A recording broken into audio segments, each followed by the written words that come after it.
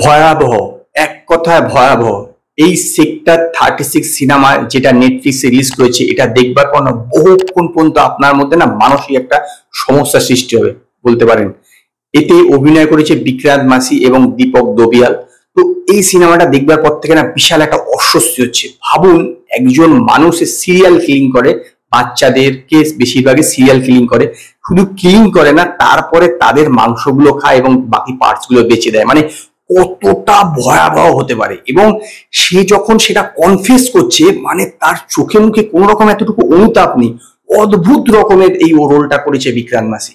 তো এই সেক্টর 36 এই সিনেমাটার এই গল্পটা হচ্ছে যে একটি জায়গার থেকে বিভিন্ন মেয়ে বাচ্চারা মিসিং হতে থাকে। তো সেইটা একটু মাইগ্রেন্ট এরিয়া। সেখানে যে ফাঁড়ি আছে, সেই ফাঁড়ির সাব ইন্সপেক্টর রোল করেছে দীপক দোবিয়াল। তো সেই ফাঁড়িতে 3 জন লোক, যার ফলে তারা বেশি ওই একদম ঘাবড়াও না, ওইসব দিকে বেশি নজরও দেয় না। বহু মিসিং কেস তাদের ওখানে আসে।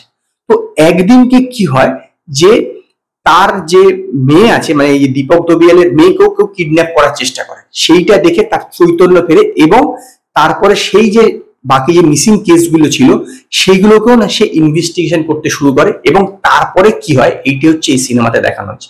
এখানে না কোনো সাসপেন্স কিন্তু কিছু পাবেন না যে এরপরে কি হতে পারে বা এর অ্যাকচুয়ালি কি হয়েছে, কে খুনি, কি বৃত্তান্ত, এইটা কিন্তু না। শুরুতেই কিন্তু আপনাকে খুনিকে দেখিয়ে দিচ্ছে যে এই লোকটি এইসব জঘন্য কাজকর্ম করছে। কিন্তু সে যখন এই কথাটা স্বীকার করছে এবং পুলিশ যখন বিষয়টার ভিতরে আরো ঢুকছে, তখন যেইভাবে সেই ট্রুথ গুলোকে, মানে সত্যিগুলো যে উঠে আসছে না, বিশ্বাস হবে না একদম।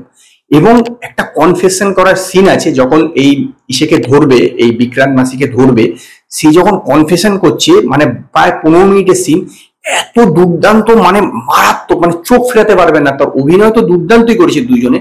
এবং সেই সিনটাকে যেভাবে টেক করা হয়েছে, যেরকম ভাবে কনফেস করছে, মানে যেরকম সাবলীল ভাবে, নর্মাল ভাবে বলছে যে জিনিসগুলো, যে সে এরকম কাজ করে থাকে, কেন করে থাকে সেটাও বলছে। ইভেন এই পুরো সিনেমাটা শেষটা যখন হয়ে যায়, যখন সে একদম কনফেস করে ফেলে, তাকে গ্রেপ্তার করে ফেলে, তারপর যখন সে অরিজিনাল যাই লোক যার জন্য এটা করে, তাকে যখন ধরতে যাচ্ছে দীপক দোবিয়াল, সেই সময় যে সিনটা আছে, আমি তা বলেও দিচ্ছি বা বলতে পারেন, তখন যে মানে যেরকম ঘটবে দীপক দোবিয়ালের সঙ্গে, এক কথা অবিশ্বাস্য। মানে আপনি আচম্বিত হয়ে পড়বেন যে এরকমও ঘটতে পারে। মানে এইরকম ভাবে যে কোনো জিনিসকে দেখানো হতে পারে সিনেমাতে, বিশ্বাস হবে না। এর আগে আমরা রামন রাঘব দেখেছিলাম, যে নওয়াজুদ্দিন সিদ্দিকী, সেইটা যেরকম ডার্ক সিনেমা ছিল, এইটাও সেরকম লেভেলের ডার্ক সিনেমা। একদম বাচ্চাদের সঙ্গে তো দেখার উপযোগী নয়। এবং যাদের মেন্টালি, যারা একটুখানি বলতে পারেন যে দুর্বল প্রকৃতির, তাদেরও কিন্তু এই সিনেমা দেখা উচিত। প্রচন্ড একটি ডার্ক সিনেমা এবং অভিনয় খুব ভালো, কালার গ্রেডিং, স্ক্রিপ্টিং, ডায়লগ, সমস্ত কিছু খুব ভালো, খুব ভালো একটি সিনেমা। কিন্তু ব্যাপারটা হচ্ছে একটি ডার্ক সিনেমা, দেখবার পর অনেকক্ষণ মাথার মধ্যে একটা ঝিমঝিম করতে থাকবে। সেই কারণেই আমি সেক্টর 36 সিনেমাটাকে 5-এর মধ্যে 4টে স্টার দেবো। যদি আপনারা নেটফ্লিক্সে এই সেক্টর 36 সিনেমাটা দেখে থাকেন, তো আপনারা আমায় কমেন্টে জানাবেন আপনাদের এই সিনেমাটা কিরকম লেগেছে। যদি আপনাদের এই ভিডিওটি পছন্দ হয়, ভিডিওটিকে লাইক করুন, কমেন্ট করুন, শেয়ার করুন।